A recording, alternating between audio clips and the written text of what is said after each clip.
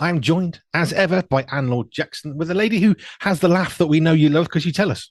Oh, hello, lovely. It's lovely to be here. If you're watching the video, I've got a new T-shirt on, which is super exciting because Pure Radio, which is what this is all about. I'm also the editor on Pure Media, the magazine, which you write in. Anne's one of our great writers, and I've got the first T-shirt, which is I'm so excited. It is so exciting. You know, I was more distracted because you've had your haircut. I knew something was different, and I was thinking, is it because he's had his haircut? It's like, no, because he has a brand new colored t-shirt on. So, Some things stand out, which gives me a topic for today. Yeah, sensory healthy, happy marriages. I'll come on to that in a minute. You've just inspired oh, me for something. But yeah, no, I wanted something that had the word editor on it because I never thought I'd be the editor of a magazine. And I'm just chuffed that we've got a magazine that people love. And I thought, well, why hide it? It's good.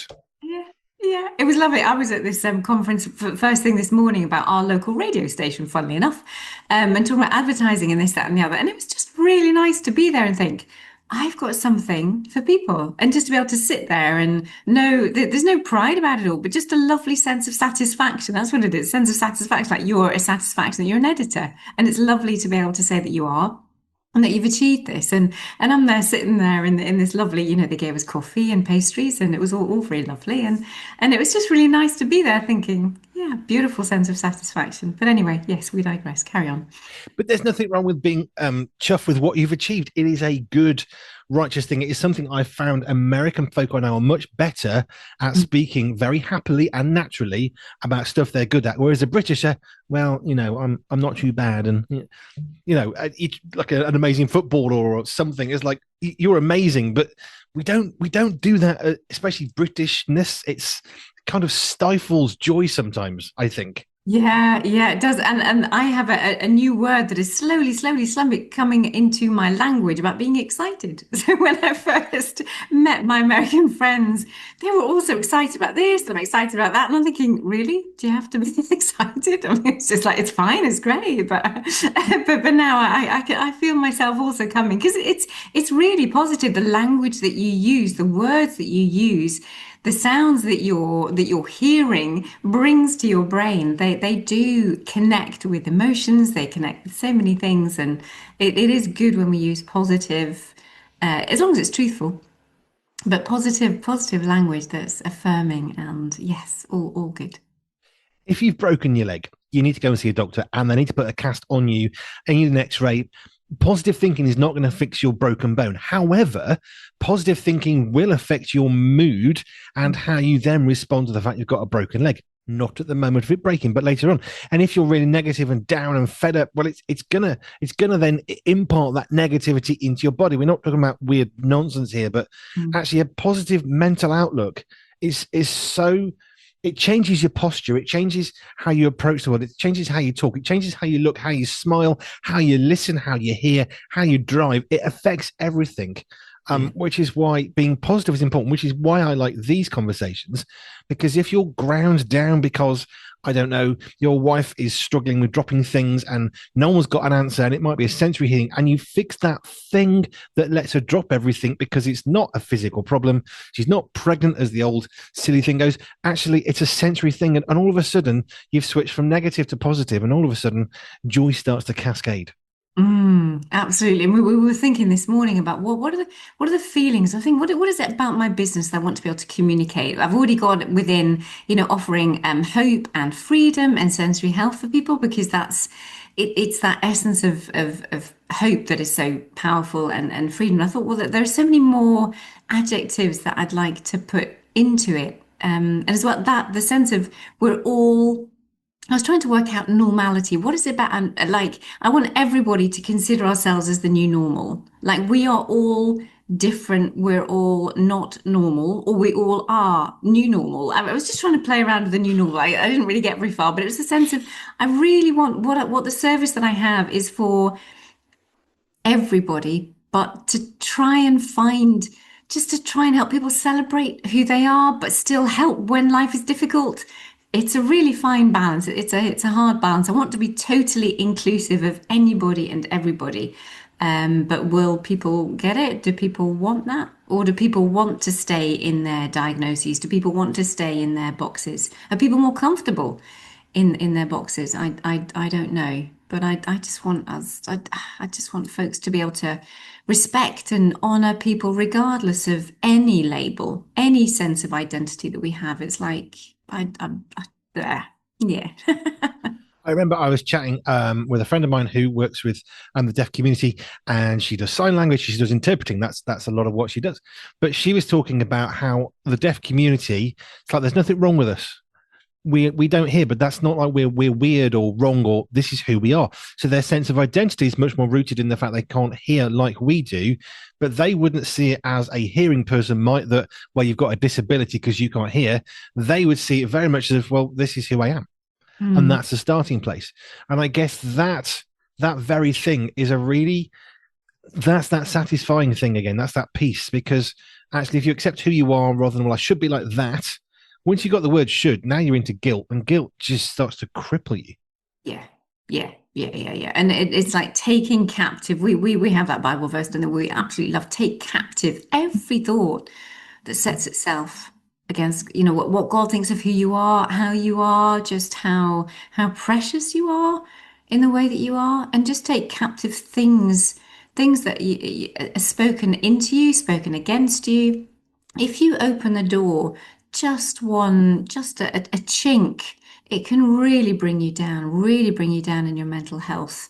And when you start thinking what others might be thinking about you, which they may or may not be, but also you need to be thinking just how precious you are and how valuable you are, regardless of what anybody else thinks. It's because God says you are. And we need to know how precious and how treasured each and every single one of us are, regardless of what we contribute or otherwise. Yeah, no, I like that. It's one of my favorite bits of scripture about the fact take the thoughts captive. With all the stuff around Charlie Cook's assassination in the States, there's a lot of very, very conflicting, contrasting, very, very strong opinions and feelings everywhere. But the thing is, you need to take captive what you're reading, because one, social media is going to spin what you get to see. So you're not getting to see everything anyway. But actually, if you're not careful, it starts to overwhelm you, and then you start going down a particular track. And well, I've seen this, and I think that, and all of a sudden, we're now at war with each other. Whereas actually, let's just mourn that someone's died. That's a big enough problem. We don't need to create more stress to try and focus on. Let's just mourn the fact that somebody was killed completely. Wasn't doing anything. He was innocent in that context. Wasn't doing anything bad. He was just standing there, and if we're not careful, we end up bringing all this other stuff into our life. We don't take the thoughts captive, and we skip past the important stuff, and we try and deal with stuff that maybe isn't quite so important, and actually missing the very, very real critical things of how do we actually get on with each other in humanity and society. And Mm. that stress becomes negative thoughts. If we don't take it captive, we're spinning off into all sorts of difficulties that we then have to process later on. Mm. And I think it's a good thing that it's interesting with one of my sons heading off to university, and there'll be many of you who are who are listening who also have that, and you're exposed at university to differences that you haven't been in your home environment. Hmm. And we really need to prepare our children and young people for heading into an environment where there are loads and loads of different ways of being, even the bedtimes and the food that people Yeah, eat. Obviously, we know the way they dress and all the rest of it. It's how have we trained the next generation to be so accepting and loving, and acknowledge that there are lifestyles out there that you might not agree with, but that you can still treat people as humans because we are valuable. Each and every single person matters, and it's we need to be exposed to differences because we have that freedom to be who we want to be. Not everything's beneficial, but it's yeah. How can we train up the next generation to honor rather than taking a gun to someone and shooting someone because we don't agree with them or don't like them? I remember chatting to one of our newest presenters, Gareth. He's a professor at Morelands Bible College, and he was talking about difference of opinions. Because Right. obviously, you've got people coming to Morelands Bible College, they're coming to do theology, and there's this range of, in the UK, denominations: Anglican, Baptist, Pentecostal, whatever your Christian church experience, or perhaps how you like to worship God. All of a sudden, they're in this new pot. and everyone's got differing opinions. And he said, what's fascinating is people who come in with this one thing, it's almost like they're willing to stake everything on this one point, and then they meet someone of the opposite sex and they think, I quite like that person, but they don't believe what I believe. And it forces them to reassess what's most important and realize perhaps that most important thing isn't quite as most important as it was. Now there's somebody else on the scene that I quite like to spend some time with. I thought that was quite fun. That is great. I just think, oh, we need a little bit more of that, I think, in this world. Like, how can we? What are the tools that we can use to help other people consider things differently? And if it's someone of the opposite sex, hurrah! Absolutely. Anyway, right. I had a thought because you were wondering what was different about me when you first saw me today. Now, if you generally are watching the videos, I usually wear, and Dr. Richard Scott says, do you go to bed in that t-shirt, Andy? It's all I ever see you in. Well, I don't go to bed in the t-shirt, but normally I've got a black t-shirt that says Pure 24/7 Radio on it.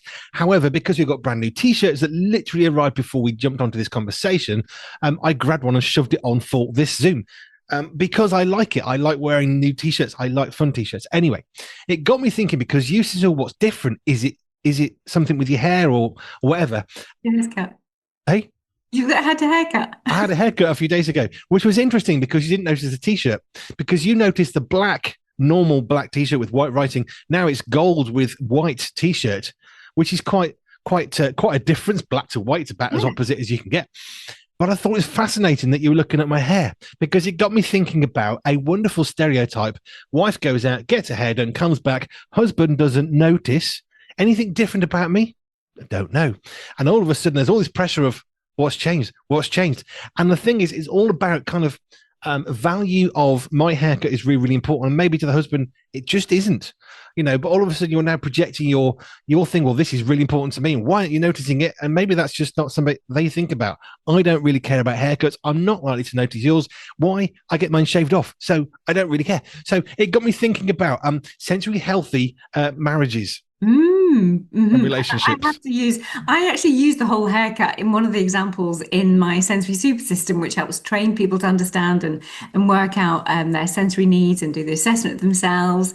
And one of them is about, we call it underreactivity. It used to be called low registration, poor registration, whatever. And it's for some people, when they're in their visual sense, for example, let's take that one because we're on that whole haircutting thing. For some people, it would really need to be drastic for them to notice. So for me, I've got quite long hair, so it would have to be a short haircut, or I'd have to dye my hair a completely different color for perhaps. I won't take my husband because he's got visual impairments. That wouldn't work for him. But perhaps for a male friend or for someone who has low registration, underreactive in their visual sense, it would need to be significant. It would have to be a dramatic change, a bold color, something really significant for them to notice. That's where our visual underreactive folks, they just go around life not picking up the details, or not picking up that things have changed, or not picking up the clutter in the household, or not picking up the clothes are on the floor, or there's lots that go into that visual under reactivity. But yeah, so you have to make things really significant if you are wanting to speak to someone's visual system. Now, my visual system is quite astute, but interestingly, obviously, my focus is on your hair and not on your clothing.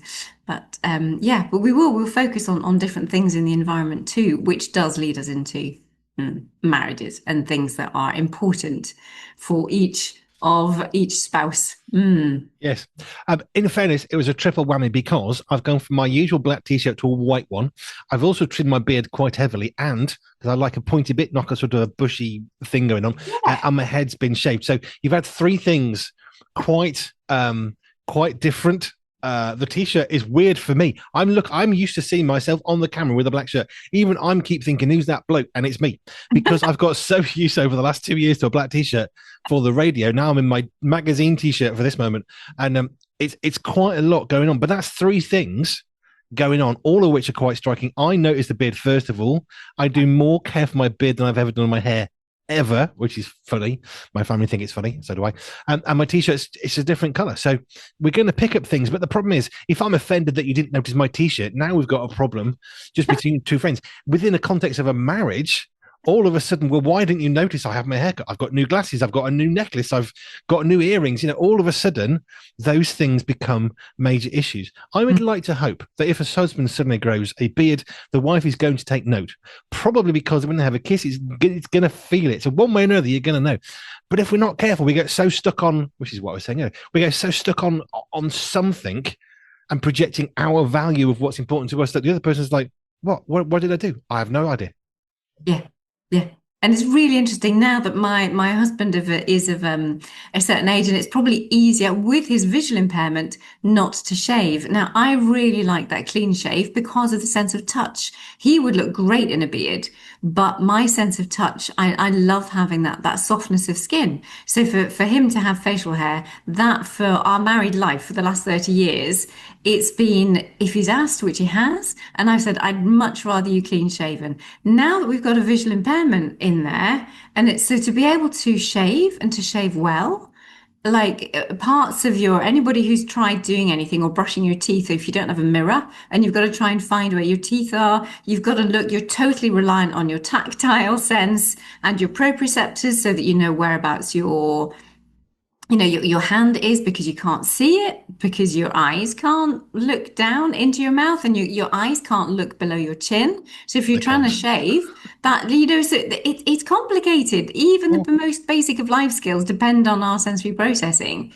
So it's now shifting to maybe, well, husband, if I'm okay with a beard. I think we could try it if that's better for you. So we all need to go through life tweaking and changing, adapting. We need to change, whether that be through someone helping us tweak and calm down or settle or rethink or think through something that we've never thought through before to change our mindset on something, or physically we can do things differently to help ourselves from a sensory perspective. I haven't had a beard that long. In fact, you've only ever known me with a beard, which Uh-huh. is fun because every photo up to about 2 years ago, 2.5 years ago, I've never ever had a beard. I hated having, what is it, that lunchtime shadow thing. I didn't like that.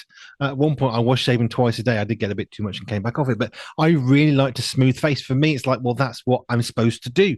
And it wasn't until I had to consider a change because of blood thinners, which led to the surgeon, the doctor saying, look, don't take blood thinners and shave. Not good. So that's when we had a family chat. I stopped shaving because it just wasn't worth the risk of a trip to A&E, which is the fastest route. That's when I started to have a beard. It was nightmare for a while because I didn't like it, so that was bad. And you got really itchy because it's very, very stiff. It's like a Tactile. wire brush. And then it got better. And then it got better. And then it settled.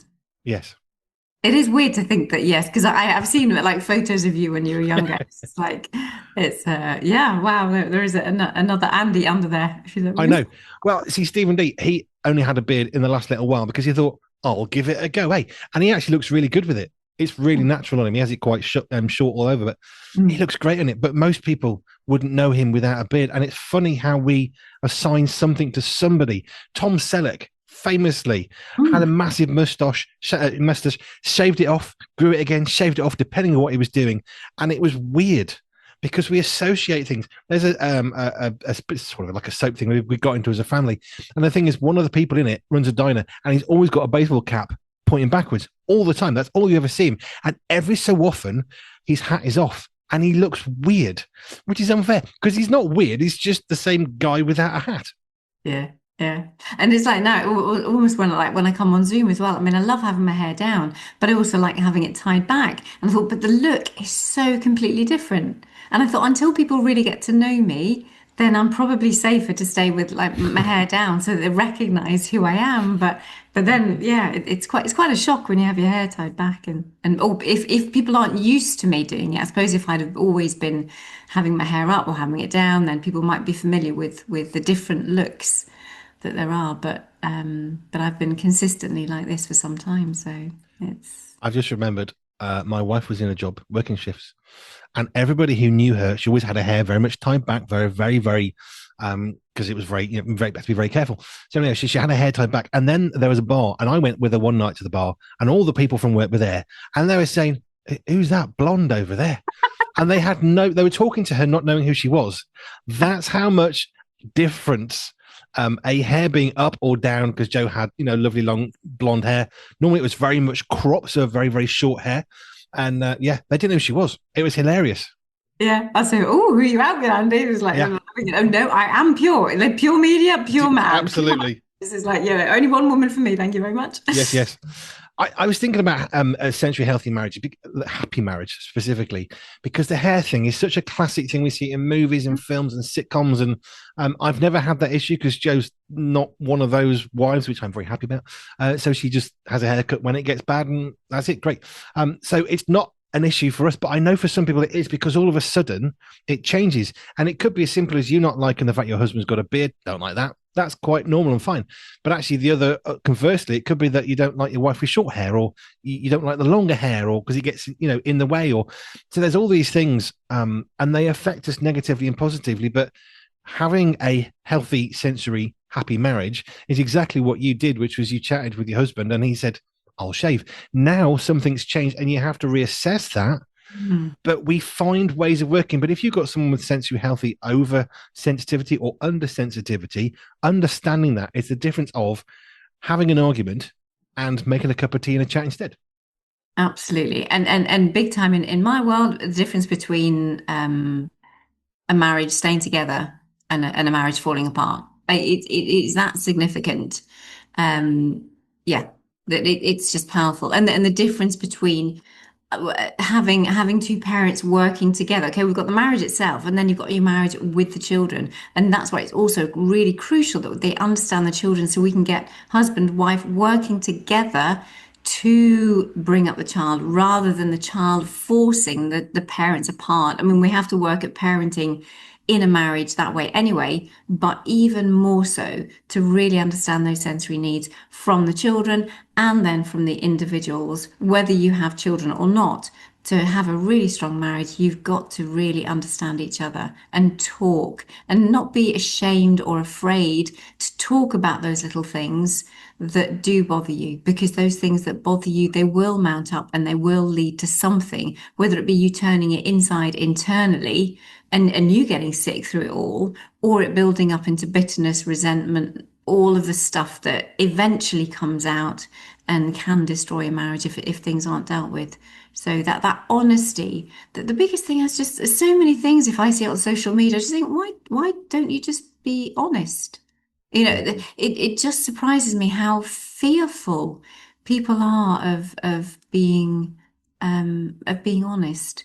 And the marriage place in particular should be the safest place to share who you are and how you are and the little quirks, because that's what sensory processing often raises, because people don't understand it. You think, oh, they're a bit quirky, or they don't want to be touched, or they can only touch them for a little bit, or they only like deep touch. If you're going to give them a hug, you have to make it a really deep hug, or they give you too strong a squeeze and you don't want too strong a squeeze. And it's those little quirks about who you are and about how they are. They are the most important things to talk about, because you don't think they're significant enough to talk about, but it's those are things that can eventually lead to to destruction, rather than just building you up and building up together.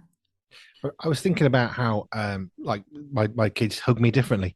They knock doors differently. They knock on my door at night or whatever.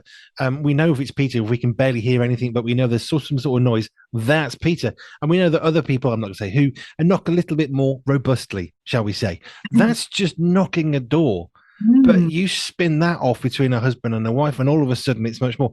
I was just thinking about how also God made us in his image. That's what the Bible says. So if we're all made in his image, and I've never met another me, some would say that's a good thing. I think maybe there's just enough room for one of me, but we're all different. But those differences are what actually unite us if we choose to allow them within the pressure cooker of a marriage. Let's put it that way. If we don't deal with those quirks, there's a problem. But actually, if we embrace them, that's great. We've talked about bedtimes before, haven't we? That my wife likes to get up early. I don't. I like to stay up late. She doesn't. We're quite different. Well, over time, you find a way of balancing that out that works for you. Yes, there's an element of compromise, but you know what it means? That in the morning she can get up and she'll do stuff and bring me a coffee. That's great. But when she goes to bed at night, I can finish off stuff that she's too tired to do. Well, either you work against each other or with each other. And in a marriage, if you're on the same page, that kind of helps. Yeah, yeah, and the time that we've had because of pain, and we've talked about pain, and because the pain that we've had months. My husband's been suffering for months, and we're on the turn, and so we have been we have been sleeping separately because I need to sleep to function, and he has to do what he needs to do, and he needs to feel free to do what he needs to do, so he knows that he's not disturbing me. And the painkillers, and we're finding a way through the pain, and it's just so lovely. We're just back in the same room again, and it's just it brings back just that sense of, oh, this is really nice. It is really those little things about marriage. So if it's a bit rough for a while, just go with it. Be gentle with each other. Be as kind as you possibly can be, because it's not much fun for either of you or any of you or in the whole household. It may not be much fun, but seasons pass. Seasons pass. Eventually, at some point, it will pass. It's just hold on in there. If you are going through a really tough time at the minute, hold on in there. That does not mean it's terminal. It's not the end of the world. It's not the end of your marriage. You just got to hang on in there and just hold that space until something changes, because it always does change. And keep pressing in for the good, and try and be as gentle and kind with each other, so you don't do any more damage than the situation is causing. So that when you are able to finally, start working together again, or sleeping in the same room together, or start working on something together, start rebuilding, then you've got better grounds to start rebuilding. I know I've said this before, but it seems relevant. There was a time in our life when turns out Jo was actually pregnant with Peter, but she was really exhausted. We didn't know what was wrong. We thought she was actually quite sick, but it was just the way that the pregnancy began. It's one of those things. But she was really exhausted. I was driving trucks for 60, 70 hours a week. I was absolutely shattered. And just the fact we were tired was enough for us to argue and think, what are we arguing about? We had no clue, literally. And we would argue here and argue there. And it was just tiredness. And we actually finally identified it and said, we're going to bed. We're going to go and get some sleep. We'll deal with this tomorrow. Because you know what? There's no point in trying to flog a dead horse. And sometimes, yes, the Bible says, don't let the sun go down on your anger. But you know what? There's other wisdom to apply, which is sometimes when you're that tired, go and get some sleep, agree on it, and have a chat tomorrow. And that's something that we learned through that time. Thankfully, and I do thank God for this, we've not had that level of tiredness ever since. That Right. was a particular season of incredible, all sorts of pressures everywhere. And it was horrible because we kept on rowing and arguing and like, what? Why are we doing this? We don't feel angry towards each other. We haven't upset each other. And it's just tiredness. That's a season that was probably 3, 5 months or so of just exhaustion. Yeah, yeah, and that's it. And it's hard when you don't know when the season's going to end. So for us, we're actually coming up to 7 months now of pain, Wow. and but it's just like, oh, to finally think, oh, this might be only might, I mean, but we have glimmers of hope, and we've had some lovely nights, and it's like, oh, just it was worth it. And we will, when we know that it's been dealt with, we know that we have to do a marriage reset. We've said it already, because it's a hard season, but that is life, and that is what 50, 60, even we're both about 30 years married at the minute, so it's like 30, 40, 50, 60, or even if you're at 10 years, or actually if you've just had a baby and you're in those new years, you've just got to hold on and ride those waves of the ups and downs of life, because the rewards are so much more than what you get out of marriage. It is a powerful testimony of what marriage is when you can work through that. Oh, that's another subject to come on to, but yeah, I was thinking about that this week, I suppose, because it's very fresh in my mind of just how much we have had to just hold on to God, actually, hold on to the covenant, hold on to the marriage for what the marriage is over this season. Because I personally, I was, yeah, I'm not getting anything out of the marriage, but that's not what it's about. It is not what it is about. No, but there are other seasons when you did, Mm. you hope, there are seasons when you will. And I think it's the same. A few people are quite shocked that Jo and I work together full time every single day. What, don't you row? No, because we love being with each other. So therefore, it's not a stress. For some people, I understand that. But my whole family, we work and live full time together in one house. We all work full time. We're doing like 50, 60 hours a week on pure media. And we love it. And we love being with one another. That's not for everybody. I know that, but it is something that we love. And actually, it's not a stress. No. It's a joy that we can. And when sometimes I just sort of follow Jo around the house because I know where she's going to be, because she's only going to be, 2 rooms away. And it's quite nice. And she brings me cups of tea and we do bits and pieces. And it's quite nice. We have a coffee outside in the garden sometimes if we can, although the weather's turned and it's freezing. But you find things that work for you in the seasons that you're in. And there will be difficult and hard seasons. But from a Century Healthy perspective, and the occupational therapist bit, which I know generally we think of getting back into gainful employment, but into gainful life, actually. Gainful life, yeah, the job of living. Yeah. So don't give up of it stuff. But think about Century Healthy stuff.